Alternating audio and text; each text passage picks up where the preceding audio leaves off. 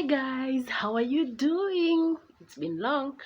Now, today we're going to talk about a very interesting topic.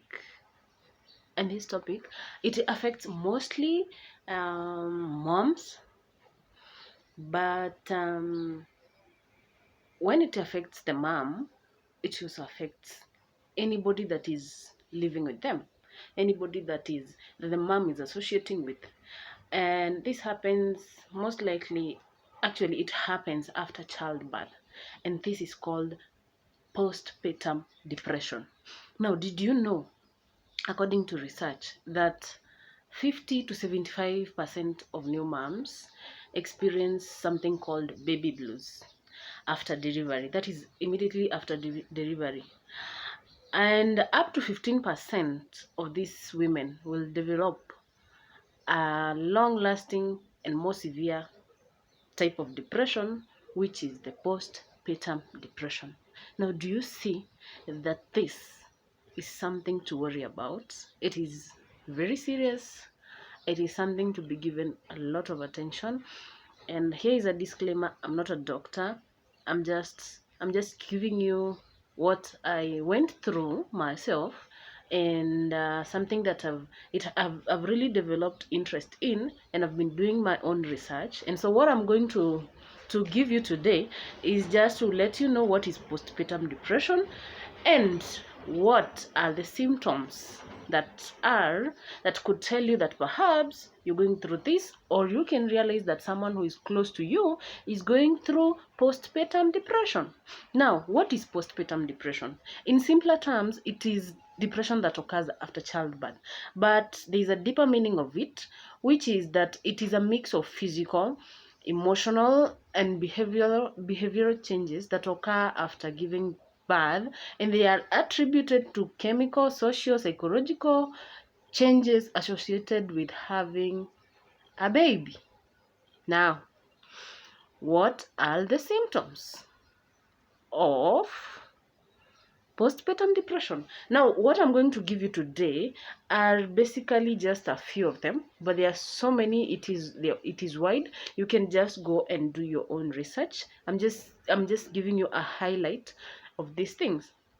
Now, number one, it is insomnia.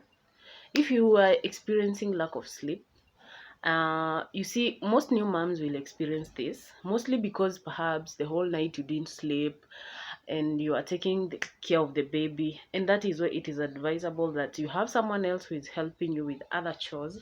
Because if you didn't sleep at night, that means if you don't have someone around, you're going to be the one who is doing the household chores during the day when the baby is asleep.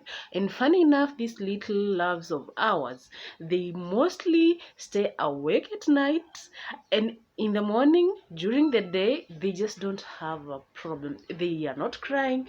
You wonder, don't they get hungry during the day?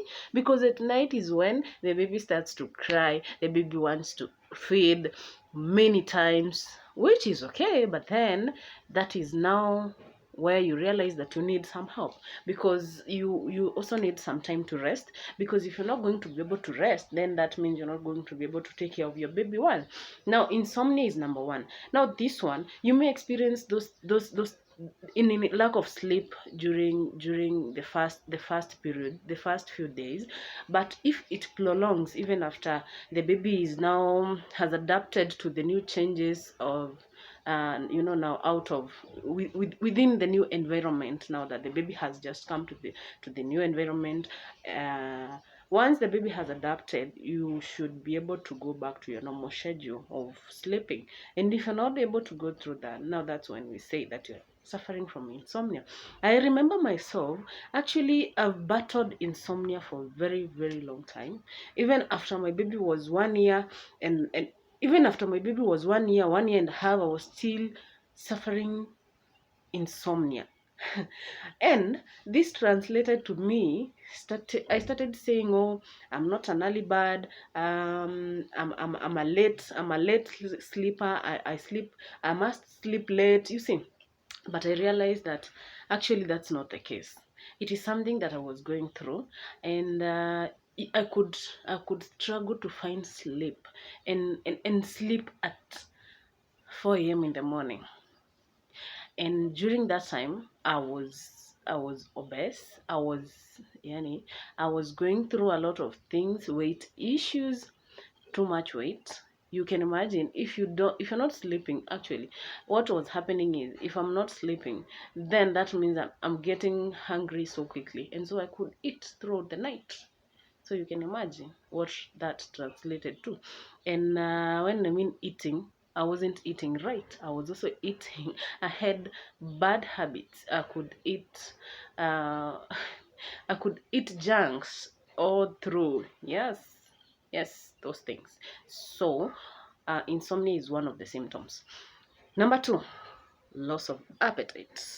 Now that's when you're going through postpartum depression.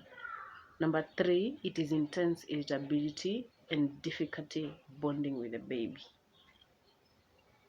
Or this one, especially difficulty bonding with the baby. Now, I've only highlighted three of this, and I won't go so much deeper into this point because I believe that most of us understand what this means. It's quite easy. Now, those are the only three.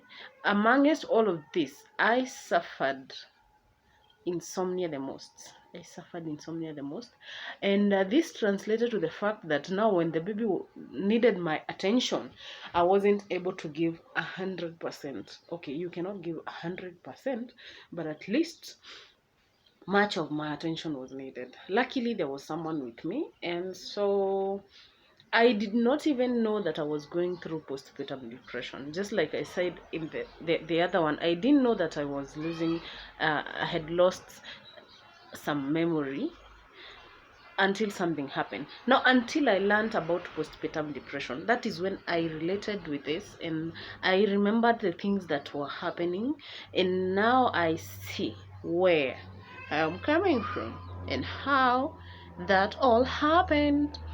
Now, how can you avoid postpartum depression? Number one, you can educate yourself. You can sleep and eat properly. When we say you can sleep and eat properly, you sleep the recommended hours, and you also eat a balanced diet. Okay? I hope you understand. You can also do some exercise. This is one of the things that I never did. I was not exercising at all, at all, at all, at all, at all.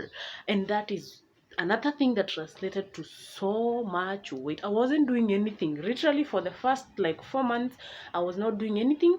But okay, I don't want to say that it is because I had issues with my what my C-section wound, because it was not for the 4 months. Actually, it was like, just let's say, for the first month. That is when there were some complications, and that does not mean that you cannot do exercise. There are so many things that you can do. You can just walk, even if not so far. You can just take a walk. You can just stretch. You see, those things that you can do even in your own house. So there's no excuse to not doing any exercise. And the other one is prepare yourself well for the childbirth. For me, I knew I knew there was no other way I was gonna give birth. I expected a natural birth. I never expected that I was going to go through CS. So part of this gave me a lot of stress, and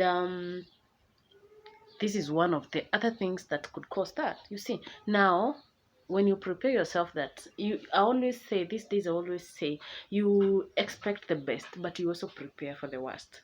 When I say prepare for the worst, it doesn't mean that getting a baby through CS is the worst, but you have to be ready and to know that that might happen. You may not be ready. There are people who choose to do that, and there are others who are not ready, and they fear, like literally they fear. Like for me, I had so many stories, negative stories about C-section, and that really gave me a lot of stress. But if someone had prepared me properly, if I had also taken a step to do some research about it, then I wouldn't have all those kind of issues that I had. Now, when you're ready, when you're prepared, you know what to expect. You know that yes, I can give birth through naturally, but if situations don't allow, and it happens that I am going to go through a C-section, then you're going to be ready for that. Okay? Yes. Now, the fifth point on how to avoid this is to enlist household help during the postpartum period. Now, it is you look for help, look for people that you can talk to. These days, it's so nice that people are forming groups whereby the new moms can speak to each other. You know, during the odd hours when everybody is asleep, when no one is understanding whatever you're going through, when you feel like you want to speak to somebody and there's no one that you can, there's no one there, and everybody is just busy doing their things. You know, people just come and everyone is excited. Oh, so and so is a new mom, but nobody gets to understand what you've gone through unless they have gone through the same thing. Now, I'm really feeling encouraged that these days, at least during my time, I didn't see something like that. There was nothing like that. That people are forming WhatsApp groups whereby the new moms come together. You don't even know each other, but at least you share the same things that you're going through, and you can be able to understand one another. So that's a good way, and that's a good way of finding help, because you find that maybe you're going through something, someone else is going through the same, and they can tell you how they were able to overcome. Yes, now that is the end of our session today, and hopefully we're going to do another one. And just keep looking to find something new and interesting. Bye, lots of love.